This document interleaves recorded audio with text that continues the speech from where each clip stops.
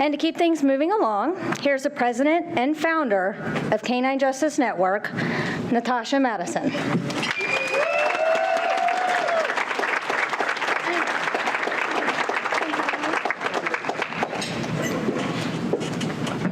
That's bright. Hey, guys. Oh, come on. Hello. Okay, one more, just one more time. Hello. I'll take it. I have a speech somewhere, so I'm gonna read to you a little bit of it. It is 5 years. It's been a long time, and we're blessed to have 5 years. And not a lot of nonprofits can say that. We can, so we're very thankful for that. So again, we want to thank you guys all for that. Again, for 5 years, for supporting us. Thank you. In honor of the 5 years, what we want to do tonight is reflect back on some of our favorite memories and favorite stories. We'll try to make them brief for you because we have a lot, so we're not going to do all of them. But because of these stories, it's going to show you exactly why this fundraiser is so important. And specifically, my first story is going to show you why this fundraiser is so important. So, and actually, Sheila, you'll know this story very well. Technical difficulties. Thank you. So literally 2 years, our second fundraiser, I take that back. About, can you hear me? No? Now you can. What's up? Sorry about that. About 2 days, I think it was, after our second fundraiser, so this would be 2011, 2010, I was sitting at home playing video games, and I get this obnoxious knock on my door. So I go running to the door, and it's my neighbor Sheila, who I love, and she's freaking out. She's looking at me going, a pit bull was hit in front of the house.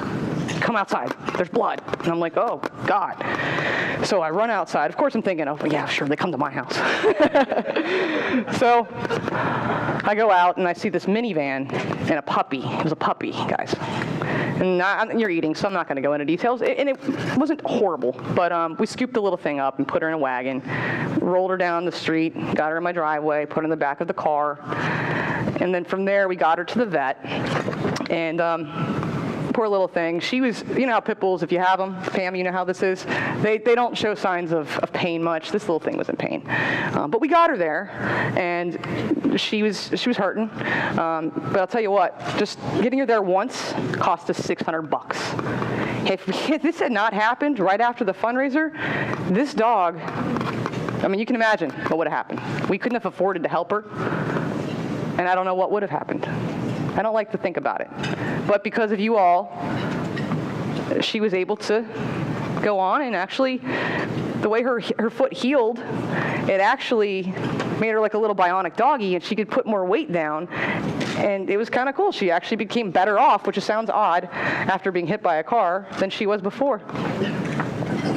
So that's little Destiny, and that's her mama. She got a wonderful home. So, but that shows you the power of a fundraiser. The next story I want to tell you is my personal favorite success story. I went to a shelter here locally. It was a kill shelter, just to go through and see if there was any dogs that I could personally take home to foster.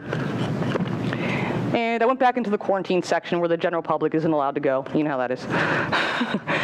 So I'm walking back there and just going through different cages, and I see this little puppy. And this little guy, probably about this big, maybe about that big, and he's just shaking. You know, it looked like he was cold or something. His little legs couldn't even stand up. And I looked at the lady I was talking to, and I said, keep me updated about this guy. And then I left. For some reason, he stayed on my mind, and 4 days later, I was driving to work. There's this picture, by the way. I was driving to work 4 days later, and for some reason, he just came in my brain. And I thought, you know, you should probably call the shelter, see what's going on with him. So I did. I called the shelter, and they said, we're killing him tomorrow morning. And I'm like, what's going on? Why? Well, he's sick, and he's a pit bull. Now, if you have pit bulls, again, that's not a pit bull. And you'll learn why. I'm saying that in a second. So I asked her, you know, what do I need to do to get him out? She said, well, you need about $450 because that's what medical costs we have. So I said, all right. Got on Facebook. And how many of you in this room right now are Facebook fans on there? I see a lot of hands. In 3 hours, we raised $450. And that just, my heart just gets larger every time I think about Kane. That was his name. You want to see what Kane ended up looking like? You ready for this? English Mastiff. Not only was he not a pit bull, he ended up being a purebred English Mastiff. And this is Kane next to his 90-pound black lab sister. That little guy had hours between death. But because of you guys being here, supporting us on Facebook, look what you did. I didn't do that. I don't have that kind of pocketbook. You guys did that.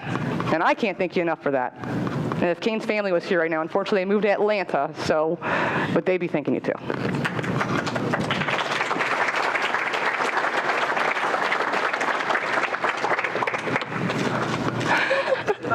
Making sure they can see my better side. There have been some really cool things that have happened other than the rescue part for us too.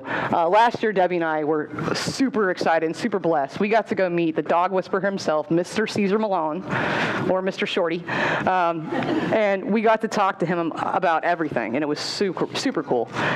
Caesar shocked us. First of all, he let me kiss him, which was pretty neat, but he had questions for us about CJN. He's like, what is it? Tell me everything about it. And we did, and I told him, we actually started this because of you. A lot of you don't know that we started out being a matchmaking process to help people get dogs from shelters and rescues. And we did that so that more people would adopt, because it can be kind of hard to do that. You don't have a week to go check out a dog that's at this rescue or this shelter, and you don't necessarily know what the right dog is for you. So that's where we kind of started, and we learned all that from Caesar. And it was so cool because he was, he kind of blushed a little bit like, huh, well, that's pretty cool. He got to see what he's doing, the impact he's making. So it was definitely one of the highlights of the last 5 years for us, and very cool.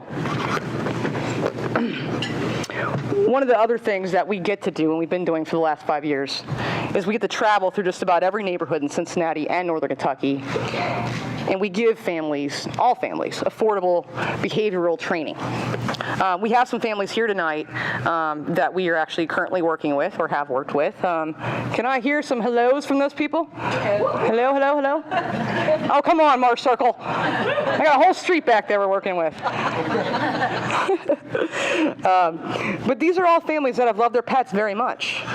But we're struggling with so many behavioral problems. And the only resort seemed to be taking the dogs to a shelter. Oh, Angie, who's that? Claire. Instead of taking the dogs to shelter, we've been so blessed, and you guys have given us a chance. And the problems that these families and rescues were facing were simple, from constant barking, actually, to bad things like growling and biting at children. And again, I have to stress, this is very important. These are all dog breeds of all sizes, as you see. We got little Beagle Man, Cash Money. When you have so many people here, it's always much more fun. We got Mr. Diesel, the 200-pound St. Bernard that was unfortunately growling at a 1-year-old child. We've got a lot of different people. Yeah, Brittany, see you up there. Kim, I see you too. So these aren't pit bulls or whatever. They're all breeds, and it's never just a specific breed that we get called to help. We get called out to help all dogs, all ages. Cash, he's a puppy. So it's all ages and all dogs. I want to make sure y'all are aware of that. But we are really, really proud to say each and every dog that we have been called out to help have either been rehabilitated or on the road to rehabilitation. And each of these animals remains in their homes, not in a shelter.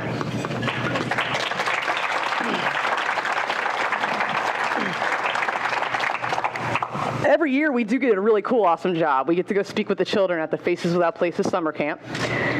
We teach the children about a lot of things at this camp. Canine body language, how to be safe around all dogs. We teach them about spay-neuter, what it is, how important it is. And it's pretty cool for us. The kids really enjoy it. They seem to get a lot out of it. At the end of the program, we let them come up and we take our own personal dogs. They get to pet. Miss Pettigrew, thank you for taking pictures this year.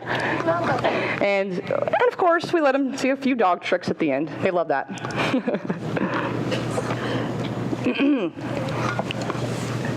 Where's my Brown County people? All right. I'm getting choked up and I'm trying not to, sorry. This past December, we went on to Facebook and did a poll. Don't.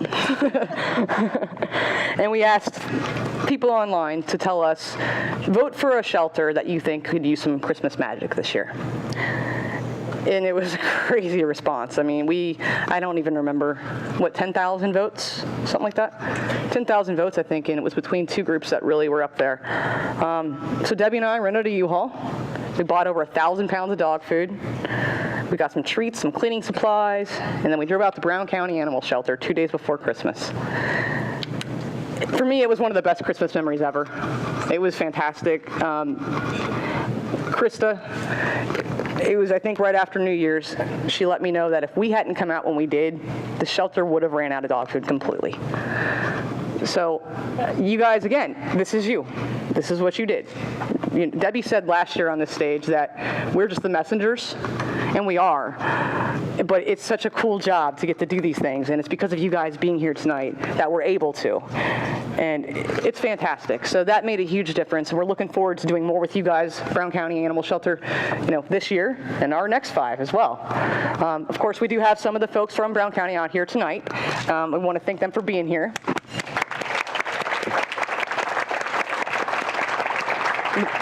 For those of you who do not know, Brown County Animal Shelter works so very hard. They have all kinds of animals, horses, right? I know you just got some recently, I think, some neglect case, which was really tough to see on the news. But they take wonderful care of the animals, and they're just wonderful people. So just wanted to make sure I let you guys know that if you weren't aware. But these are just a couple of the wonderful things that we've been blessed to do in the last 5 years. And we're really excited to see what the next 5 are going to bring. But again, this is only because of this night every year. This is our one and only fundraiser. This is it. It's because of all of you purchasing reservations, buying your raffle tickets, bidding in the silent auction. If I was standing here right now and I was speaking to a crowd of 3 or 4, I'd pack up and go home. There wouldn't be any more Canine Justice Network.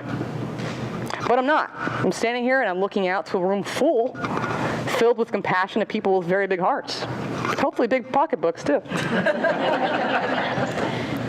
But it is all from you and because of you. And we can't thank you enough for supporting us. We're going to keep saying it. But I want you all to have a very fun night tonight, and God bless you.